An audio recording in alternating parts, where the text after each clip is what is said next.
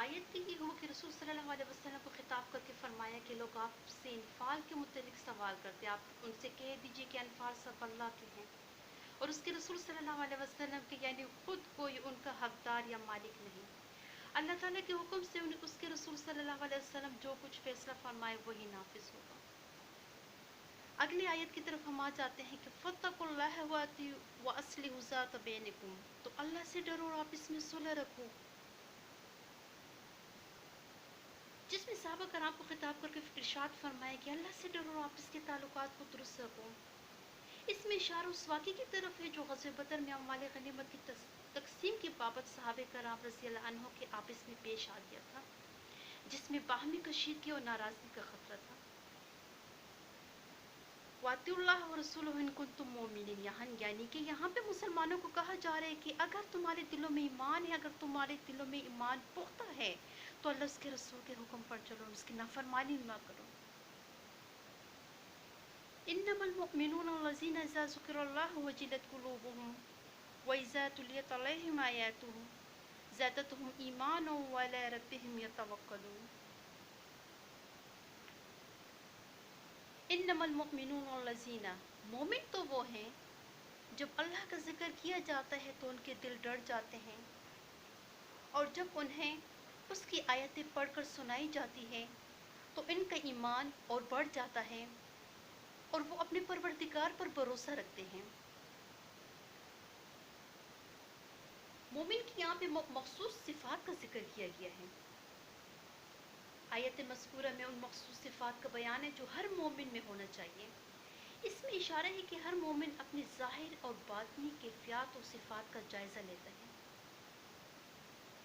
اگر یہ صفات اس میں موجود ہے تو اللہ تعالیٰ کا شکر کرے کہ اس نے اس کو مومنین کی صفات عطا فرمائی، اور اگر ان میں سے کوئی صفت موجود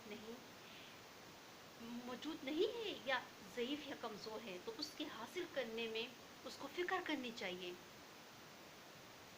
پہلی صفت یہاں پہ اللہ تعالیٰ نے جو مومنین کے لیے بیان فرمائی ہے کہ جب اللہ کا ذکر کیا جاتا ہے تو ان کے دل ڈر جاتے ہیں، یعنی جب ان کے سامنے اللہ کا ذکر کیا جائے تو ان کے دل سہم جاتے ہیں۔ مطلب یہ ہے کہ اللہ تعالیٰ کی عظمت اور محبت ان کے دلوں میں رچی بسی ہے،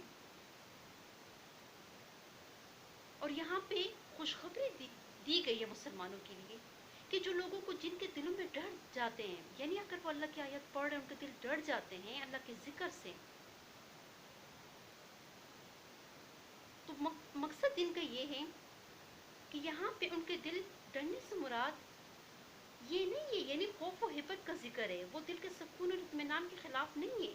یعنی ایک تو دل کا ڈر جانا، کسی دشمن یا کسی درندے کا خوف انسان کے سکون کو برباد کر دیتا ہے، لیکن یہاں پہ ذکر اللہ کے ساتھ دل میں پیدا ہونے والا خوف اس سے بالکل مختلف ہے، اور اس لیے یہاں لفظ خوف استعمال نہیں فرمایا بلکہ لفظ وجلت کے لفظ سے تعبیر کیا ہے، جس کا ترجمہ خوف نہیں بلکہ وہ ہیبت ہے جو بڑوں کی جلالت شان کے سبب دل میں پیدا ہوتی ہے۔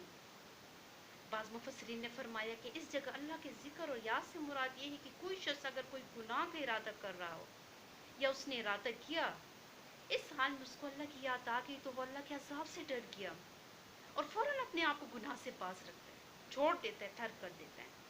اس صورت میں خوف سے مراد خوف عذاب ہی ہوگا۔ اگلی جو صفت ہے کہ جب انہیں اس کی آیتیں پڑھ کر سنائی جاتی ہے تو ان کا ایمان اور بڑھ جاتا ہے، یعنی مومن کی دوسری جو صفت ہے یہ بتلائی گئی کہ جب ان کے سامنے اللہ کی آیات تلاوت کی جاتی ہے تو ان کا ایمان بڑھ جاتا ہے۔ ایمان بڑھنے کے ایسے معنی جس پر سب علماء مفسرین کا اتفاق ہے کہ ایمان کی قوت و کیفیت اور نور ایمان میں ترقی ہو جاتی ہے، اور نیک اعمال کرنے کی ان کی عادت بن جاتی ہے، جس کے چھوڑنے سے ان کو تکلیف ہوتی ہے اور گناہ سے فوراً وہ باز رہ جاتے ہیں اور گناہ سے ان کو نفرت ہو جاتی ہے، اور وہ اپنے پروردگار پر بھروسہ رکھتے ہیں۔ اس آیت کی طرف ہم آ جاتے ہیں کہ جب انہیں اس کی آیتیں پڑھ کر سنائی جاتی ہے تو ان کا ایمان بڑھ جاتا ہے۔ اس سے ہمیں یہ بھی معلوم ہو گیا کہ جس طرح عام مسلمان قرآن پڑھتے ہیں اور سنتے ہیں، اور نہ اگر وہ قرآن کے نہ ادب وہ کرتے ہیں، نہ احترام کا اہتمام کرتے ہیں، और ना अल्लाह जलशाने की अजमत पर नजर डालते हैं। ऐसी तिलावत बेमकसद है। अब तीसरी सिफ्त क्या है? तीसरी सिफ्त हमने यहाँ पे नंबर 1 जो पढ़ा, हमने कहा अल्लाह का जिक्र। नंबर 2 ईमान का बढ़ जाना। नंबर 3 अल्लाह पर तवक्कल या भरोसा। अब अल्लाह पर तवक्कल क्या है? तीसरी सिर्फ मोमिन की ये बयान फरमाई गई कि वो अल्लाह पर तवक्कल करते हैं। तवक्कल के मायने एतमाद और भरोसे के हैं। मतलब ये है कि अपने तमाम अमाल व अहमाल में उसका मुकम्मल एतमाद और भरोसा सिर्फ और सिर्फ अपने रब की ज़ात पर ही होता है। और वो मोमिन अपने तमाम काम अल्लाह ताला ही के सुपुर्द कर देते हैं। न अल्लाह के सिवा किसी पर उम्मीद रखते हैं और न अल्लाह के सिवा किसी से खौफ खाते हैं। अब अगली आयत की तरफ जाएं। चौथी सिफ्त मोमिन की